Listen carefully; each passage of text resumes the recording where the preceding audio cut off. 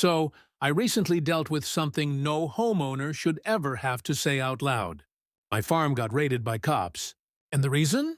An HOA complaint. They claimed they had authority.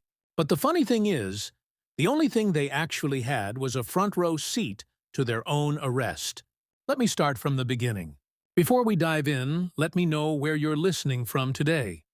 It started with a nail, 6 inches of rusted steel driven straight through a bright red notice and into the wood of my front gate, like a warning shot from the paperwork police. Emergency repossession notice, HOA mandate, 14D violation. Which was interesting considering I don't have an HOA. At least I didn't used to. I pulled the paper off the gate. It came with 3 delightful surprises. A list of invented violations, including livestock containment breach and unauthorized fencing design. A $4,700 fine. A deadline, vacate by Friday or face immediate removal. And the best part, it was signed by Karen Whitaker, President, Greater Simmons Valley HOA. I don't live in Simmons Valley. I live next to Simmons Valley. But apparently Karen decided the HOA's borders were now expandable, like imperialism, but with more beige clipboards. At first, I figured it was junk, one of those scarlet letter scams, until 30 minutes later when a matte black SUV rolled up my driveway. Out stepped 2 guys, cargo pants, tactical vests. One held a clipboard, the other had a sidearm, and the kind of buzz cut that screams, "I almost passed police academy." Clipboard guy took the lead. "Sir, we're here to conduct a visual inspection on behalf of the Simmons Valley HOA. I gave him the world's longest blink. "You have a warrant? Under municipal subcode, emergency protocol authorizes perimeter verification without resident consent," which was a lot of words for no. I stepped in front of him. "You're not coming near my barn with that attitude or that vest." The second guy adjusted his stance, one hand lingering just close enough to his holster to suggest a threat without actually drawing. I looked him dead in the eye. "Unless you're law enforcement or carrying a legally binding warrant, you're trespassing." Clipboard guy just smiled and pulled out a phone. "We'll be noting your resistance. This will escalate?" "Oh, I hope so," I said, because I love paperwork. As they turned to leave, I noticed something taped inside their windshield. An HOA badge, printed, laminated, crooked. I grabbed my phone and snapped photos. Plate number, badge, gear, all of it. Then I posted it to the local Simmons board. Title, "New HOA cosplay unit spotted. Looks like Blackwater took over lawn care." Within minutes, the comments blew up. One neighbor posted, "Same guys knocked on my barn door last week, said they needed to check the grain bins for health violations." Another wrote, "This isn't compliance. This is intimidation." And then came this one from Old Man Duffy, 4 houses down. "I told y'all years ago, Karen's HOA ain't a neighborhood group. It's a damn cult." I was still chuckling at that when my phone rang. Karen. No hello, just her voice, smug, clipped, and dripping with Stepford confidence. "Mr. Callahan, I'm calling to confirm that you've received the formal notice." "You mean the one illegally nailed to my gate?" "Nailed is a harsh term, secured for visibility, and it's not illegal under the new emergency expansion guidelines." "Which guidelines?" "The ones we voted on last quarter." "Funny. I don't recall being invited to that meeting." "It was for residents of Simmons Valley." "I'm not in Simmons Valley." "You are now." Click. That night, I noticed something else. Orange flags. Survey markers lining the edge of my north field. Brand new. I hadn't put them there. And, judging by the fact that my goats were actively chewing on 2 of them, I don't think they were HOA approved. I yanked one out of the ground. Plastic, numbered coordinates scrawled in black Sharpie. They weren't just bluffing, they were mapping. Next morning, I went into town to file a formal report for attempted impersonation of law enforcement. The woman at the county office raised an eyebrow when she read the complaint. We've had a few of these. How many is a few? 11. You're 12? I asked if anything had been done. She shook her head. Most people just pay the fine and hope they go away. I'm not most people. No, you're not. Then she handed me a sticky note. You should talk to this guy. I looked down. Sheriff Luke Callahan, my brother. I called him that night, read him the letter, told him about the fake cops and the clipboard that looked like it came from a high school AV club. He went silent, then said, "You're not the first." I figured. But your case is different. It's not just about fines or fences. What is it then? It's about control and what they're planning next. I waited. I can't talk over the phone. Just hold the line. That's when it clicked. This wasn't some overreaching HOA board on Facebook. This was something bigger, coordinated, planned, and my land was step one. But what Luke didn't say that night was that Karen had already tried this stunt before. Different target, same script, and that guy? Gone. 2 weeks after his eviction, his land was donated to the HOA for community use. Except now it's a private retreat, and Karen owns it. It didn't start with sirens. It started with a megaphone. This is the compliance division of the Simmons Valley. HOA. Step outside immediately.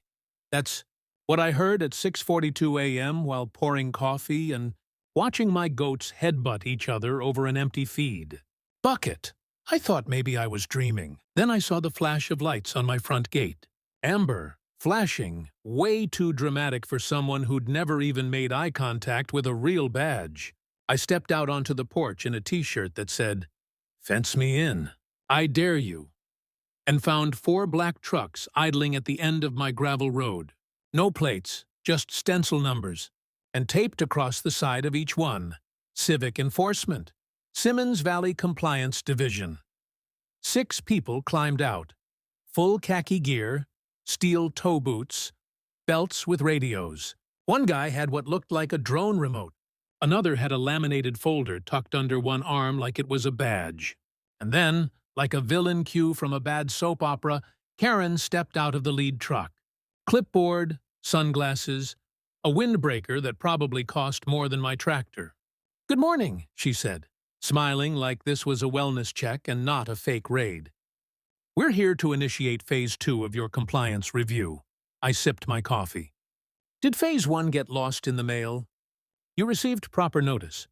You chose not to respond. We are now authorized to inspect and seize any structure or material in breach of code." "Which code?" "Simmons Valley's Extended Covenant Article C. There's no such thing. It was ratified at the last board meeting. There is no board. There is now." She turned to her goons and gave a nod. They moved with military precision, or at least YouTube military. 2 peeled off toward the barn. One raised a drone. Another started walking the fence line like he was doing recon. That's when I stepped off my porch, one hand in my hoodie pocket. Calm. Controlled. They stopped like someone had hit pause. "Sir," one said, "please don't interfere." "Why? Planning to arrest me for walking on my own land? We're here under community authority." "No, you're here playing dress-up in khakis." Karen kept her smile but stepped forward. "We can do this peacefully. Or escalate. Your choice," I laughed. "You brought 6 rental troopers and a drone to inspect a barn." "It's not just the barn. It's the unauthorized fencing, the livestock zone violations, and the unregistered utility hookup." "Funny," I said, "because the barn's been here for 30 years. The goats were born on site, and the utility hookups are county-issued. Want to see the paperwork? We'll determine that for ourselves." "No, you won't." That's when she waved 2 of them forward. They made it 6 steps. Then I whistled loud. The goats bleated in unison, chaos-loving creatures that they are, and began sprinting toward the barn. One of the guys flinched. "What the hell?" "They don't like strangers," I said, "especially ones carrying radios." Karen held up her phone and started recording. Just another example of escalating hostility from non-compliant residents. We're documenting all of this. I gave the camera a smile. Smile harder, Karen. That footage is going to look real good subpoenaed. Before anyone could argue, another car pulled up. This time, a marked sheriff's cruiser. Deputy Ramirez stepped out. Calm, confident, fully legit. Everything all right here? Karen turned. We're in the middle of an HOA enforcement operation. Please stand down. Ramirez cocked an eyebrow. You're what? These residents are in violation of multiple codes. We're executing a legal inspection. He turned to me. Did you invite these folks? Nope. Do you consent to this inspection? Absolutely not. Then they're trespassing. He turned back to Karen. Ma'am, you and your unit need to vacate immediately. And that drone? It's illegal to fly over private agricultural property without clearance. Karen's eye twitched. This is outrageous. No, this is the law. She clenched her jaw, then leaned in just for me to hear. I hope your niece enjoys applying for scholarships from an off-grid property with multiple violations. My blood ran cold. I didn't show it, but in that moment, I wanted her gone, all the way gone. They started backing off slowly in formation, but as the last truck pulled away, I saw one of the younger squad guys hesitate. He looked at the barn, then at me, and for half a second, his expression cracked. Regret, uncertainty. I'll never know, because Karen barked at him, and he turned away. There's always one, I muttered. The recruit with a conscience. I waited 5 minutes, then walked to the barn, ran my hand along the old siding. My dad built it with his own hands, reclaimed pine, screws from the mill's scrap heap. He called it the Freedom Box, said it had stood longer than any rule book. Now, it had a drone's lens pointed right at it. That night, Luke showed up at the back fence. No uniform, no warning, just a nod and a six-pack. He sat on the porch swing like we were kids again. That was textbook Karen. Full show, all smoke. Then why does it feel like it's working? He cracked a beer. Because you're not just a target, you're a headline. If she takes you down, the rest fold. She threatened my niece. Then she's scared. I asked him how many others. 3 counties, maybe 4. People signing over land to avoid lawsuits they can't afford. All buried in legalese and HOA policy no one voted on. She's not smart enough to build this. She didn't. But she is ruthless enough to run it. He stood. I'll be in position, but I can't interfere unless she crosses a line. She already has. Then get proof. Clean, solid, and keep your head on straight. I'm wired up 6 different ways. Good, because what's coming next? It's not a clipboard and a fine. But while I was bracing for another knock at the gate, I didn't see the one already inside it, because someone I trusted was feeding her everything, and her next move nearly burned this place to the ground. It started with little things, the things that became annoying real quick. Tools moved, a gate unlatched, fence wire loose where it should have been taut. One of the goats, Maggie, wandered into the road, chewing a survey flag like it owed her money. I brushed it off. Farms are messy. Goats are chaotic, neutral at best. But then, the power cut out twice. Not a storm. No outages reported, just blackouts. And every time, it happened when the barn cameras were uploading footage to cloud storage. Now that caught my attention. The final straw came when the pasture fence shorted during a clear night, right after I'd repaired it. Clean slice across the copper line. No bite marks, no rust, just wire severed. Intentional. Someone wasn't breaking in. They were already inside. I checked the logs, reviewed motion sensors. Every glitch happened during shifts covered by one guy, Darren. Tall, soft-spoken, and newly hired. He'd come recommended from a neighboring property. Always on time, never talked much. But lately, he'd been asking questions, not about livestock, about systems. Where's the backup generator? You got a backup to the backup? You ever considered solar redundancy? Which sounded helpful until I noticed him walking around with his phone at chest height. Screen glowing, camera up. Not forward, upward. Toward the barn loft window, right where I keep the safe. So I tested him. I staged a decoy shed with a binder labeled Property Transfer Options, Confidential. Filled it with blank paper, left it unlocked. 3 days later, it was gone. I didn't confront him. Not yet. I waited and watched, and at 11:17 p.m. on a Thursday, the well cam pinged motion. I pulled up the live feed. There he was, hoodie up, flashlight in one hand, a black messenger bag over one shoulder, creeping across my property like it owed him rent. I grabbed the one thing I knew I'd need and stepped into the cold. I caught him near the pump house. Forgot to clock out. He spun, dropped the flashlight, dropped the bag, ran. I didn't think. I chased. We tore through the side pasture, past the south gate, hoof prints still fresh in the mud. He was fast, but he didn't know the land like I did. He made it halfway to the woods before he tripped on an irrigation pipe and ate dirt. I was on him before he could scramble up. Let's talk. It's not what it looks like.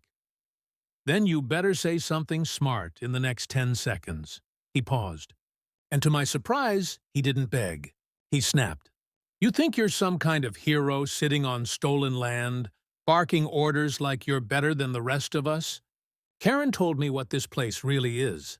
Told me your family rigged the original land deal. That this was always supposed to go back to the community. I stared at him. You mean Karen, the HOA president, told you my dad was a land thief? She showed me the documents. She also told you to cut my fence. She said you wouldn't listen, that you were a risk. He tried to stand. I shoved him back down. So you were what? Doing the community a favor? They were going to take it anyway. I just made it faster. He opened the bag. Inside, a burner phone, a tablet, a hand-sketched map of my property with notes in red ink. Trigger points. Fence cam blind spot. Well access unguarded. And one phrase underlined twice. Evacuation trigger November 4th. I looked at the date. That was in 2 days. I turned on the tablet. It auto-launched to a folder titled Phase 3 Callahan.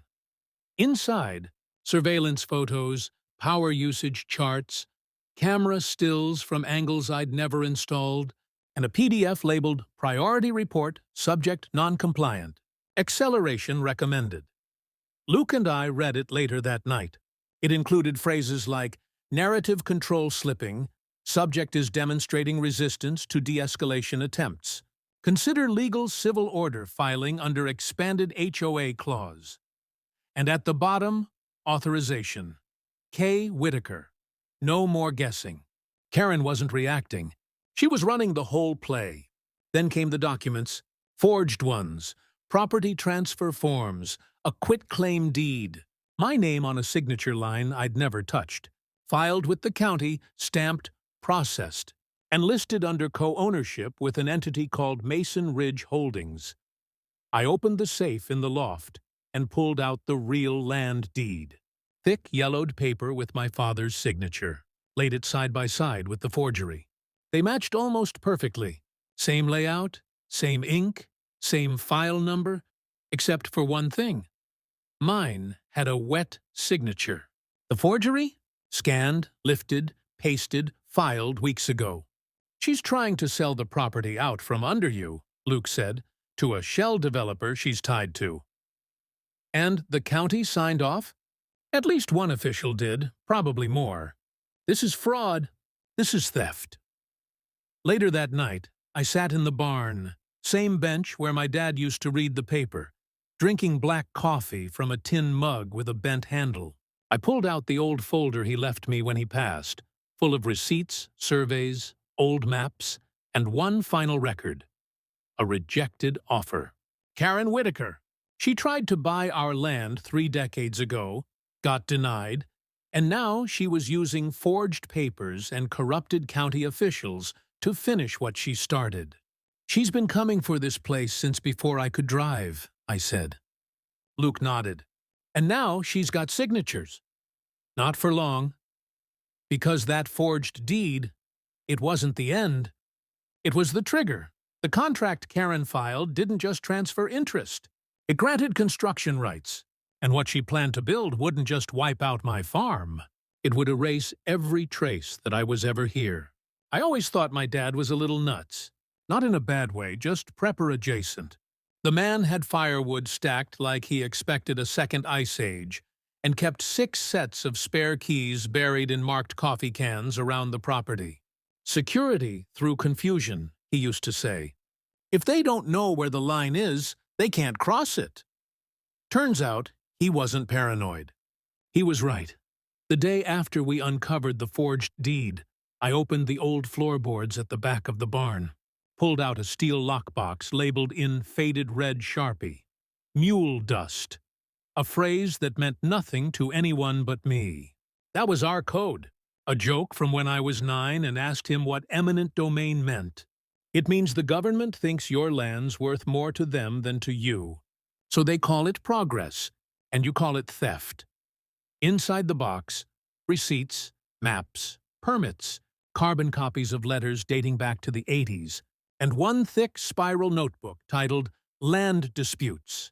Settled and unsettled. He'd logged every challenge, every complaint, every attempt to rezone Simmons Valley, and one name kept showing up in red pen. Karen Whitaker. I flipped to a section dated February 1991. Inside was a tight proposal for a luxury subdivision. Tennis courts, gated access, clubhouse with a fitness studio, filed by Karen back when she was just some junior agent at a development firm. Stamped denied in big block letters. Zoning conflict, environmental overlap, structural impact too high. In his own handwriting, my dad had circled her name. She'll try again, he wrote, not with a company, with paper. And suddenly it clicked. This wasn't just power. This was personal. I remembered something. A flash. A scene from childhood I didn't even realize was still there. Karen at the front gate. I was 9, sitting on the porch with my legs swinging off the step. She wore a blazer, hair up, clipboard in hand, like she already owned the county. My dad met her halfway down the drive. "Mr. Callahan," she'd said, "I think we got off on the wrong foot." "You don't get a second foot if you use the first one to kick down the door," he said. She smiled like it didn't touch her. This property could be worth triple what it is now. You'd be doing the community a service. He didn't blink. The answer is still no. She didn't yell, didn't argue, just nodded, turned, and walked off. But her face, that wasn't the face of someone defeated. It was the face of someone who would wait 30 years to win. Back in the barn, Luke and I laid every document out on the floor side by side with the forged deed Darren had lifted. We found zoning overlays that had been altered, easement rights marked abandoned, stamps from the county office that didn't match the real ones. But the gold mine, a development contract between Mason Ridge Holdings and a silent fund called Emergent Valley Growth Trust. The contract called my farm. Phase 1, Redevelopment Opportunity Zone. Signed by Karen, co-signed by Zachary Lauren, County Zoning Chief, and the same man who told me 2 weeks ago over coffee. I hope you never sell this place. There's something sacred about land with history. Now he was trying to erase it. Luke muttered something under his breath and pulled out his phone. This isn't just fraud anymore. Then what is it? Strategic acquisition built on intimidation and forgery. How far does it go? Far enough to keep me up at night. Later that night, I opened my dad's old cassette player. The tape was labeled Town Hall, February 1991. It was scratchy, but clear enough. This proposal benefits everyone, Karen said. We need housing, infrastructure, progress. You mean concrete, my dad replied. And control. You're holding back the future. I'm protecting the present. You're making this personal only because you made it first. Silence. Then someone clapped. And the tape ended. Luke returned with a manila folder. Inside, leaked HOA minutes, not from this year, from last. That's how long this had been planned. One section read, Monitor subject's movements. Begin mail reroute strategy. Secure barn as future equipment site. Spin narrative mental instability if resistance escalates. Beneath it, contingency plan. Civil enforcement. Fake law enforcement badge protocol. She had a plan for everything. And still, she panicked. Because the moment I printed every file, mailed it to 3 local papers, and dropped a copy on her porch with a note that said, "Still not yours," she cracked. She posted a video online, standing in front of her HOA banner, hair immaculate, voice shaking. Certain individuals have spread false claims about me in this community. I have never engaged in unlawful activity. This is harassment, misinformation. I demand it stop. The comment section was unkind.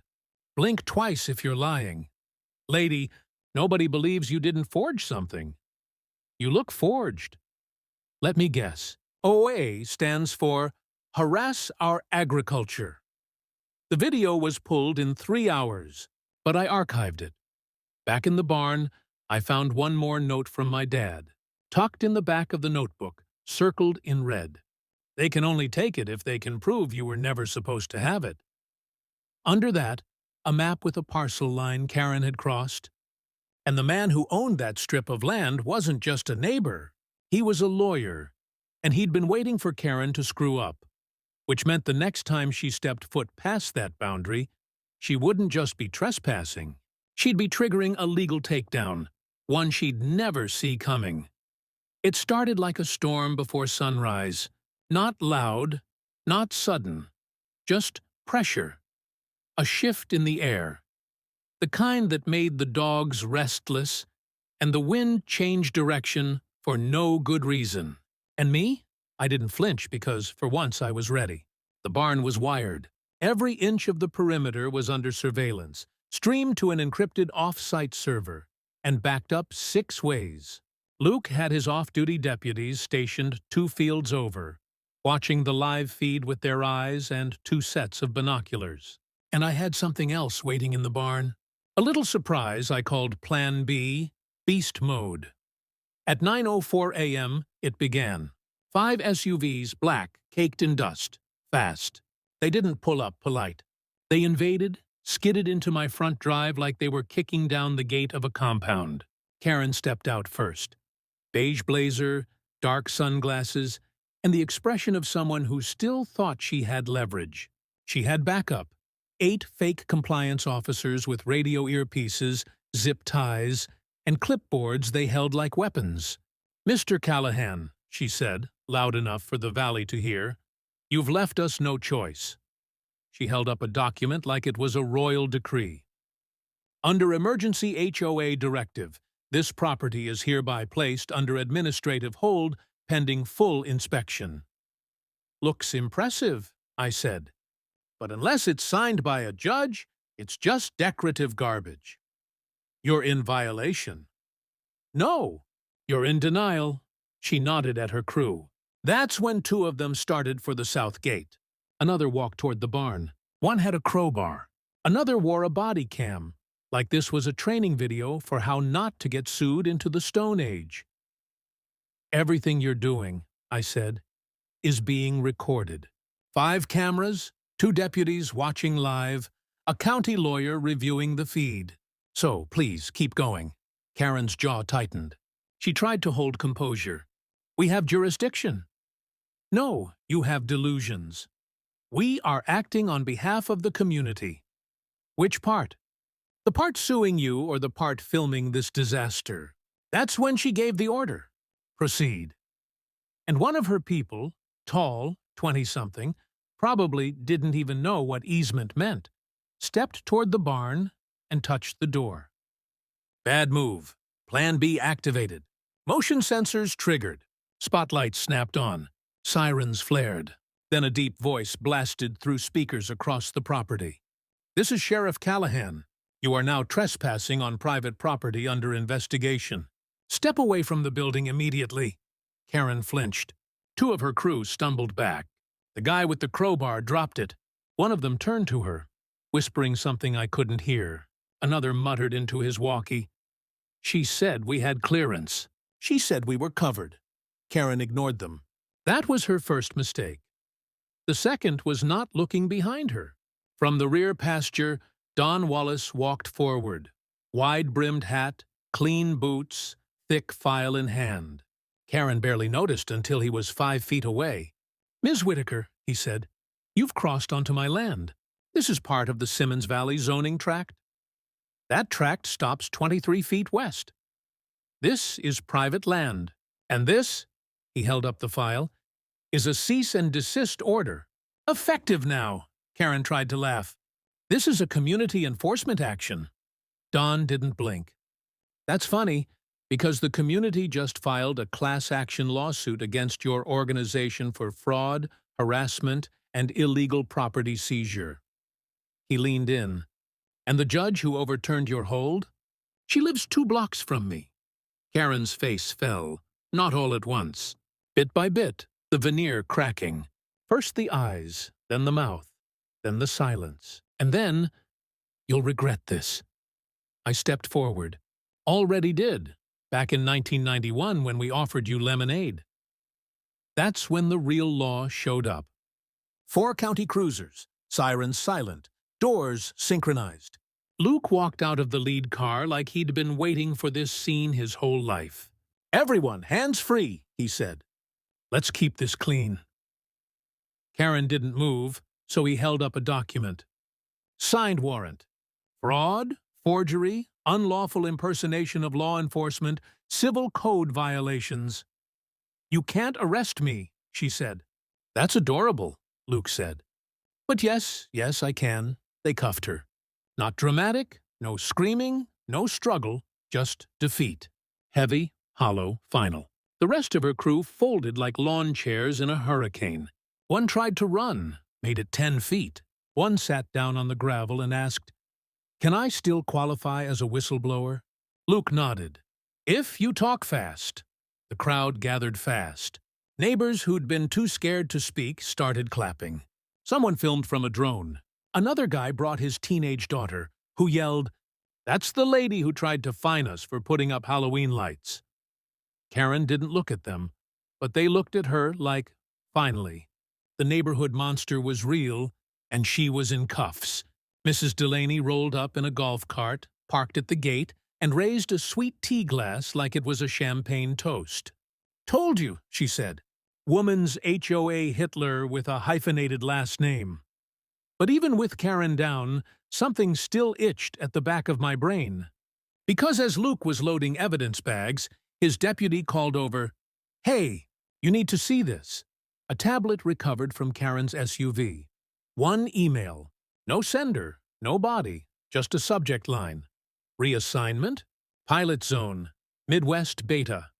And coordinates, not mine, somewhere else. So, while Karen was going down for everything she'd built, she wasn't the architect. She was just the pilot program. And what those coordinates led to, that was someone else's land. Someone who hadn't fought back yet. They took Karen away just after noon. No sunglasses, no clipboard, no fake vest, just handcuffs. And the look of someone who'd finally realized her script had run out of pages. She didn't cry, but her silence was louder than any meltdown could have been. Her mug shot made the local paper by sunset. Channel 9 ran the footage twice. By morning, it had 80,000 shares on social media with headlines like, "HOA president cuffed for fake raid, gets served by real sheriff, her victim's brother." My face was pixelated. Hers wasn't. The HOA site went offline that night. The board of directors page now leads to a 404. And someone in town, I still don't know who, started printing bumper stickers that said, "Karen isn't law." A high school kid made T-shirts with her mugshot, and the caption, "Violation, arrogance, Section 8, para, stupid." Her empire crumbled from the inside. 6 of her officers flipped. 3 county employees were suspended for rubber stamping fake permits. Zachary Lauren resigned to focus on family. Luke said the state DA is investigating quietly, thoroughly. But that wasn't what kept me up at night. What did? That email. Reassignment, pilot zone, Midwest beta. No sender, no body, just coordinates. 2 counties over. That's where I found Grace Harlow. She owned a small ranch, newer, cleaner. She met me at the gate with a rake in one hand and no time for nonsense. If you're here about code enforcement— Not exactly, I said. I'm here about Karen. I showed her a copy of my forged deed. She went pale, disappeared into her shed, and came back with a manila envelope. Inside was a letter, HOA header, same wording as mine. Phase 1 Redevelopment Opportunity Zone. The name on the bottom wasn't Karen's, but it was someone we'd seen before. Mason Ridge Holdings. She was next, maybe already targeted, maybe already being watched. We shared everything. Files, footage, testimonies. Within 2 weeks, Grace filed an injunction with help from the state attorney's office. 3 weeks later, the HOA representing her community went silent. She sent me a photo of her land at sunrise with a note that read, "Still standing, still mine." Then came the others. 4 more landowners in 3 states.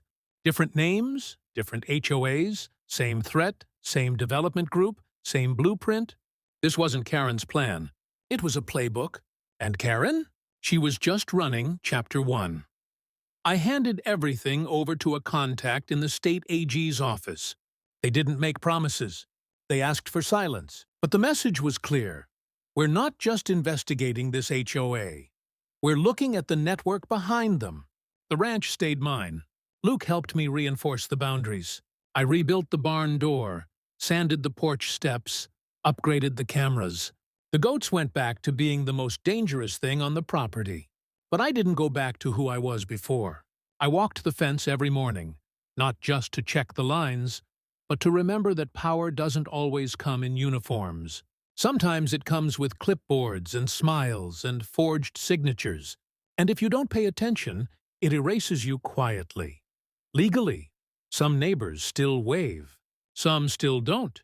But Mrs. Delaney dropped off pickles and a note. Next time, run for mayor or sheriff or God. I didn't run. I built, I prepared, and I paid attention. A month after Karen's arrest, a black envelope showed up at my gate. No return address, no note, just a wax seal and a printed card inside. One symbol, a triangle overlaid with a stylized house. Below it, a set of new coordinates. I held it for hours, thought about burning it, thought about driving there. Instead, I logged the data, stored it in the same lockbox where my dad kept mule dust, because someday someone else might need it. And if they do, they won't be starting from scratch. Final reflection. I used to think the law was a wall, thick, permanent. But it's not. It's paper. And paper only holds up until someone decides to light a match. So, if you think Karen was the end of the story, you haven't seen the rest of the map, because that email, that wasn't a glitch. It was a starting point. And someone out there just circled the next zone.